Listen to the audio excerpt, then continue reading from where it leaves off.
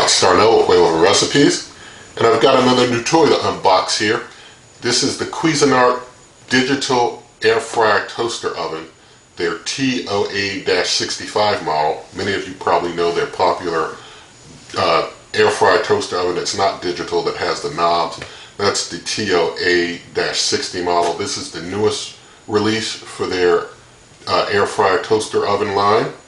And so this one weighs in at 26.5 pounds they have here, and that's the gross weight. The net weight of without the box is 24.5 pounds.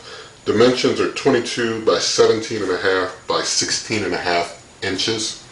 We're going to get this unboxed and going to do a full review, run it through its paces, and get going on all that right now. Alright, so it's time to get things unboxed here.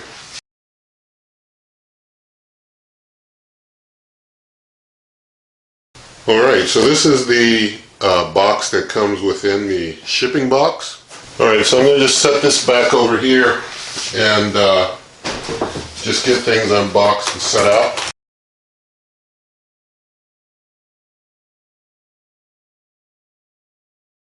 Alright, so basically it comes here and comes with some other accessories. I'm going to get it out of this bag.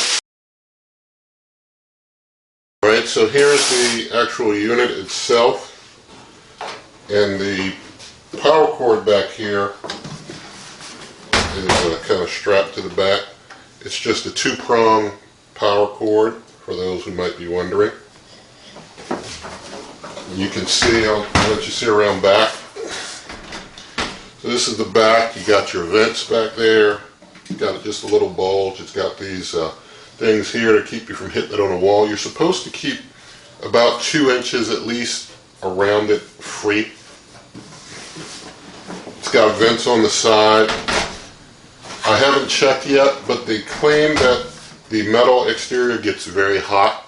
We'll see about that during some of our testing here. I'm going to take this promotional thing here off front.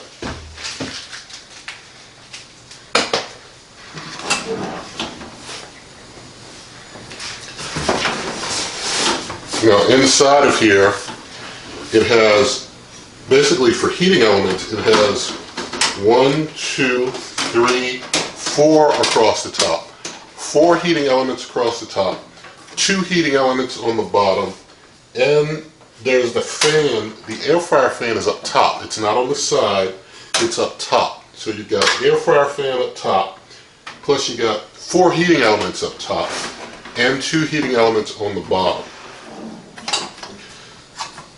It's got a slide out crumb tray here. So that's the crumb tray that you would clean off.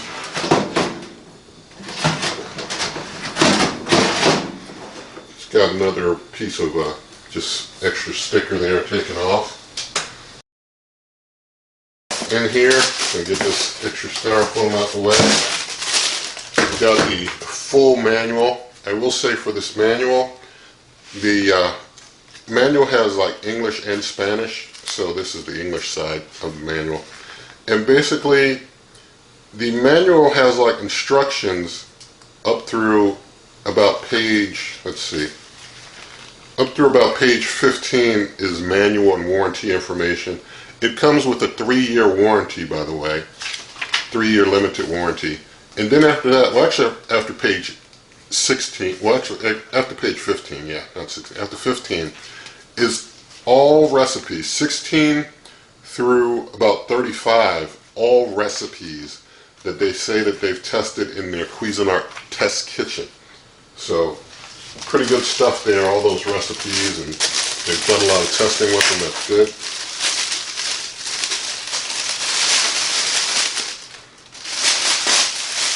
Here is the air fryer basket that they have.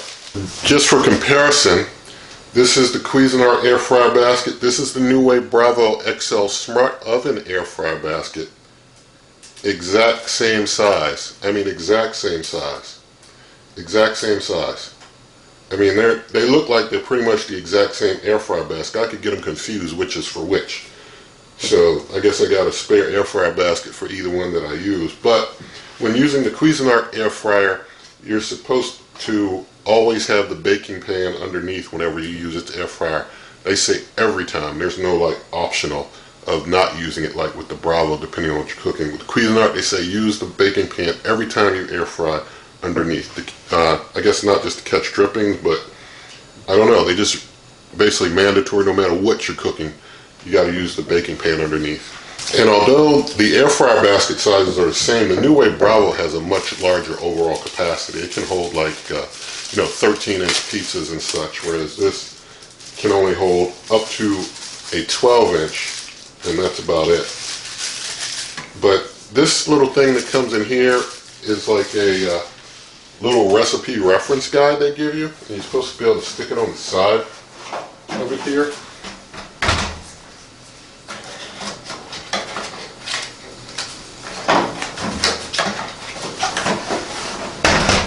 You're supposed to be able to put this little reference guide right in here. Just slide it in like that, and I guess anytime you might forget something you want a quick reference, you can just slide it out and reference your quickie reference guide here that has, let's see,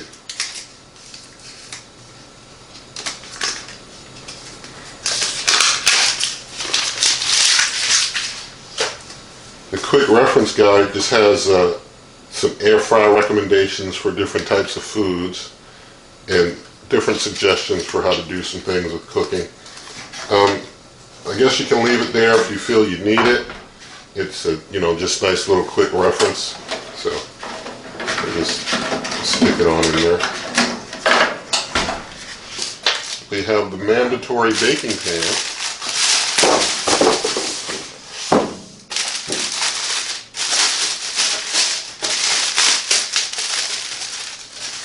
I say mandatory baking pan because it's mandatory for use with air frying. So whenever you're air frying, you have to put your air fryer basket in the baking pan like that, and that's how you have to air fry any and everything that you air fry. Here's your rack.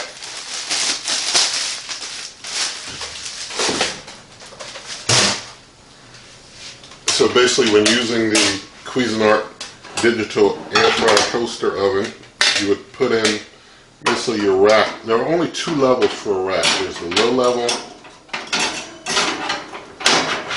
There's this low level, and then there's the higher level up.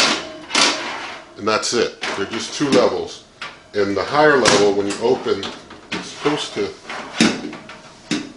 do a presentation feature that it's not doing. Let's see if this. Now you can switch the rack. If you're doing like a pizza, you can flip the rack like that, put it down there, flip it up to have it set a little higher up. That's for frozen pizza, by the way. Only for frozen pizza do you do that. For anyone wondering, its temperature probe is right here. It's ambient probe. Over there on the side, over there, just a little piece of metal sticking out.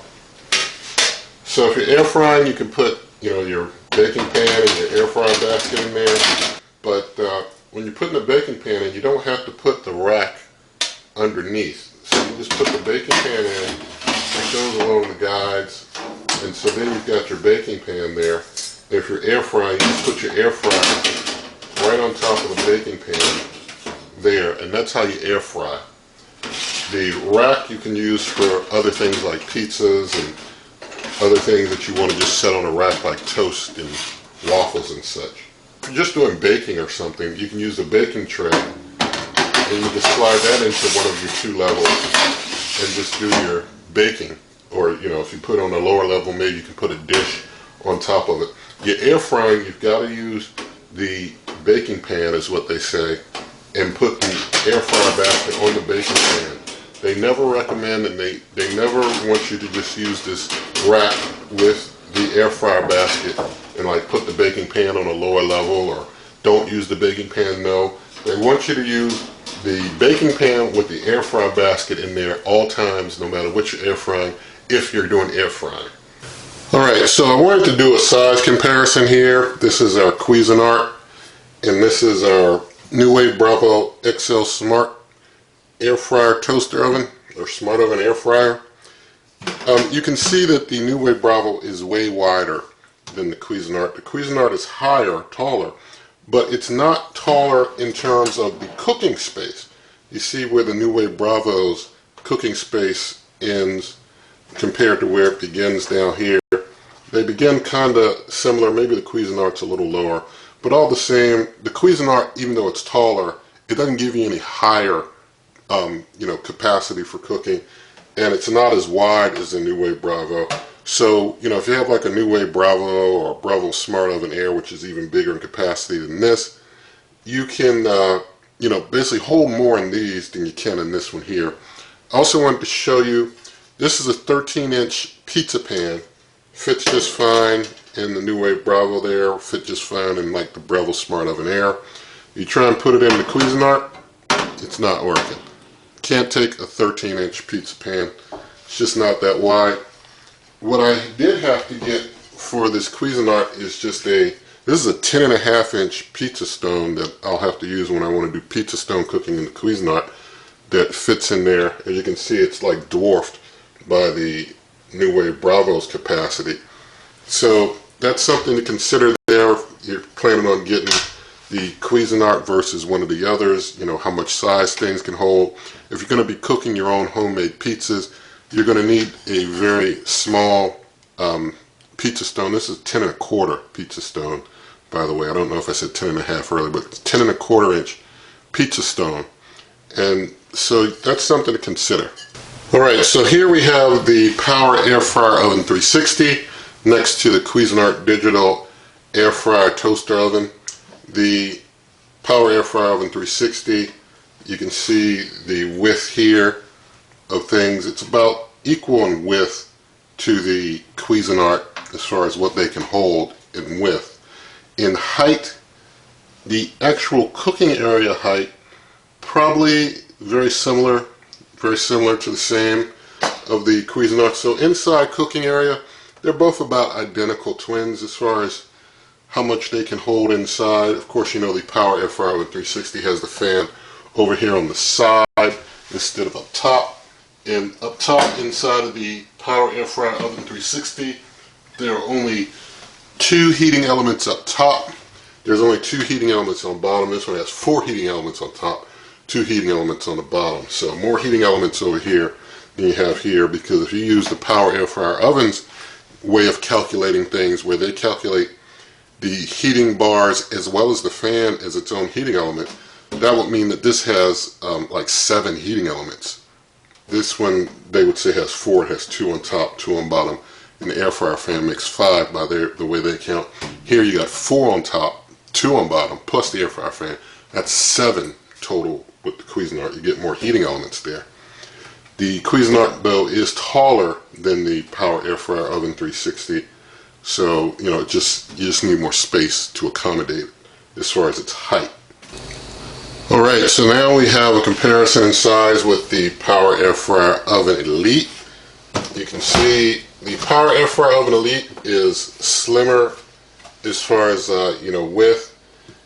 Inside, you would think that inside maybe the Cuisinart has the Power Airfryer Oven Elite beat, but I will say, for how the crisper tray system works in the Power Airfryer Oven Elite, you have 3 levels and you can use all 3 cooking at the same time.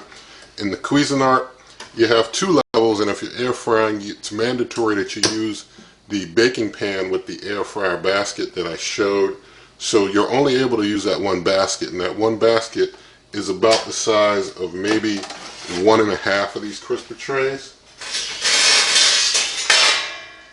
It's like maybe the size of not even 1 1/2 crisper trays, like 1 and maybe 1/4 crisper trays. So being able to use all 3 of these, you can cook, I can cook more air frying in this than I can even in my NuWave Bravo that, has the same size air fryer basket, because the air fryer basket limits how much you can air fry. Alright, now here's a comparison in size with the NuWave Oven Pro. The NuWave Oven Pro, you can see, is actually less in height than the Cuisinart, and not, let's see how wide it might be. Width-wise, they're near even almost. Well, no, actually, because of how the dome sets, the Cuisinart's a little wider overall in the just width of the overall cooker. However, the NuWave oven can hold more because, you know, if you put like the extender ring on, or you just put the rack on the bottom on the lowest level, you can cook like turkeys and such in here. You can't cook turkeys in the Cuisinart. It just can't hold those. As far as pizza width, they basically hold about the exact same width in pizza dough as far as cooking of a pizza. Both are going to hold about a 12-inch. So the NuWave oven, you know, it looks like it's a little more compact in size, but it's just a matter of design that it can actually, you know, cook larger things like turkeys and such. It only has heat coming from the top, whereas with the Cuisinart, you've got 4 heating elements on the top, plus the fan on the top, and you got 2 on the bottom. So I'm really hopeful that this Cuisinart proves that it can do some real good cooking with having 4 heating elements plus a fan on the top, along with the 2 on the bottom to give a help. Now, I just wanted to check something out of curiosity. Since the NuWave Bravo's air fryer basket is the exact same size, and it looks like it's the exact same air fryer basket as the one here in the Cuisinart. I can't tell anything different from either of them. I wanted to check if the NuWave Bravo's baking pan is able to fit, and it cannot. The baking pan in the Bravo is just too big to fit in that Cuisinart there. Alright, I just want to go through some of the buttons and the knob here just to give a brief overview of them. Alright, so here's a closer view. For the buttons, there's this defrost button that you use basically when you're cooking stuff that's coming from frozen, whether you're air frying or doing other type of cooking if it's from frozen. Defrost works with air fry and certain other functions. There's the air fryer fan speed button. You can, you know, set it high or low, basically, are the 2 options for the air fryer fan speed. There's a light button. You can turn it on and turn on the light. Alright, to demonstrate the air fryer button, just what happens when you press it, I had to just press the knob in here to wake the smart oven up, or the air fryer button doesn't do anything. But when you press the air fry button, it takes you straight into the options for air fry. Just a quick way to get into the air fry options if you want to start air frying. With all of these options, if you want to do a certain type of cook or something, you just select the knob to what you want, and once you're in there, then you press in, and then you can select the temperature, and after you select the temperature, you can press in and you can adjust your time, and after you adjust your time, then you just hit start to start your cooking. The dual cook button is used if you're going to do stage cooking. Basically, this is if you want to cook in 2 stages. You can do 2 stages of cook, like where you cook something and then you keep it warm. You can use the dual cook button and set up your 2 stages. The stop start is just really the stop and start, and the selector knob, as you can see, you can select all these different options of different types of cooking and things. The temperature ranges for this cooker are between 80 and 450, so something like proof, you can go into proof, and I can knock that down to 80 degrees to proof dough. I don't know if there hasn't been another cooker that I've reviewed myself that can go down to like 80 degrees and proof dough. And for me, having my own bread machine, that's a pretty good thing. I want to mention that you can adjust things like the oven volume tone. So like if you wanted to mute it so that it didn't make noise, you do have the option of muting volume in this cooker. This cooker also remembers where you set things for the next time that you do a cook. As long as it's plugged in, it remembers whatever settings you had the last time you did a cook on a certain setting, so that you can get right back to the same settings real easy. And it does have a built-in clock for anyone who likes to have a clock built into their cooker. Now let's walk through some of the options. There's toast that's lit up now. You can basically, when you go in the toast, you can select, if you press in the knob, go in and select a certain number of slices. And your shade, shade is on 4 right now, and slices 3 to 4. But you can adjust your shade up and down and your number of slices. It holds up to 6 slices. There's bagel. It's pretty much the same as far as the settings that you make as toast. You know, you can set the number of slices in your shade. There's bake. Bake goes between 200 degrees Fahrenheit to 400 degrees Fahrenheit. You can cook for up to 2 hours. There's broil. The broil is 450 degrees Fahrenheit, and it can go for up to 2 hours. It, just defaults to start at 5 minutes, but you can run that broiler for up to 2 hours, which is a pretty cool thing. But you better be careful. There's pizza. You can range the temp between 350 degrees to 450 degrees up to 2 hours to get your pizzas cooked. There's roast. Roast you can do between 200 degrees Fahrenheit, 450 degrees Fahrenheit, cook up to 2 hours. There's dehydrate. You can dehydrate for, between 100 degrees Fahrenheit to 200 degrees Fahrenheit for up to 72 hours. So you can cook for 3 days dehydrating if you want to do dehydration. There's the proof function if you want to proof dough. I really like I said, that this has this feature because having a bread machine where I can make dough, having a place to easily pop it in and proof it is real nice. This does between 80 to 100 degrees, and you can do it for up to 2 hours. There's the low setting. You can set that between 100 to 300 degrees Fahrenheit for up to 8 hours. And this is, just for slow cooking when you want to do some slow cooking, slow and low. There's air fry. Of course, we've just taken a look at the air fry button, but when you want to air fry, you can cook between 200 degrees Fahrenheit and 400 degrees Fahrenheit for up to 1 hour. And remember, when you're air frying, you have to put the air fryer basket into the baking pan. There's the reheat function. Reheat goes from 200 degrees Fahrenheit to 450 degrees Fahrenheit for up to 2 hours. The last function is warm. Warm goes between 150 degrees Fahrenheit to 300 degrees Fahrenheit for up to 2 hours, and that's just a good way to warm things. You, of course, can use it in conjunction with the dual cook function to warm things after you've cooked them. Here's some things to keep in mind when cleaning. When cleaning, you're supposed to use like warm soapy water to get in and wipe down any of the interior that gets dirty. These accessory parts are things that you want to keep some things in mind about. This is not supposed to go into the dishwasher. This rack is not supposed to go in the dishwasher, only supposed to be hand washed is what they recommend. The baking pan and the air fryer basket can be washed in your dishwasher. Alright, so I've got my iGrill 2 with temperature probe here, and I'm going to stick it in here. I'm putting it on the level 2. It'll be kind of over here on this side. Their temperature probe is over on this side. So I've got mine a little more closer to the center though. But I'm going to close up and I'm going to do some temperature testing.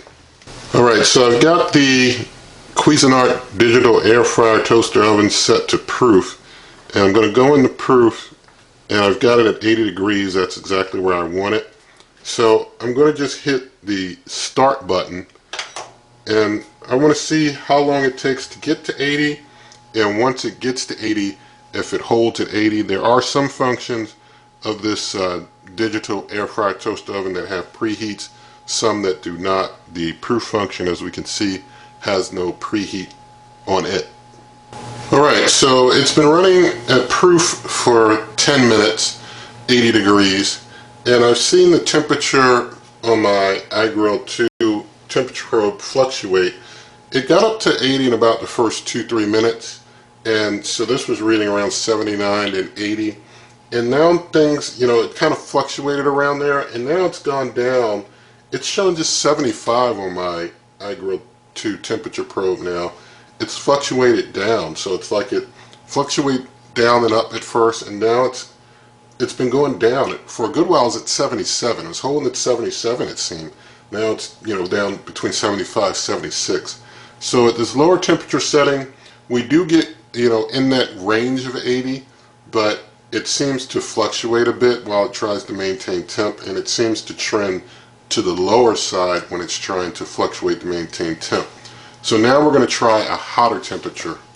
I'm going to take it over to the air fryer side of the house, go into air fry, then kick that temp up to the 450, and I'm going to set the time, even though I'm only going to I'm going to set it 20, even though I'm going to basically see how it gets after over 10 minute time.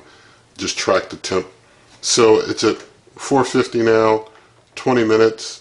It's kind of got a head start on the preheat, but it's at like 75, 76 degrees inside of there now. So I'm just going to hit the button to start and see how long it takes to preheat. When I say how long it takes to preheat, it doesn't have a preheat function, but I mean how long it takes to get to 450 degrees and then how it sustains once it gets to 450. But the air fry option doesn't have a preheat on it. Alright, so 5 minutes have passed basically on the time that it's been cooking. The iGrill 2 is reading 451 degrees. So after 5 minutes, it got up to the 450 degree threshold. I'm going to let it run for another 5 minutes and just see where things kind of stabilize out at over the next 5 minutes.